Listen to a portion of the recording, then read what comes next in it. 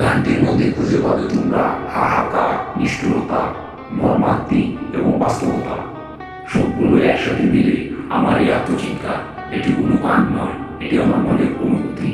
যারা যারা আমার সাথে আছো সেই পর্যন্ত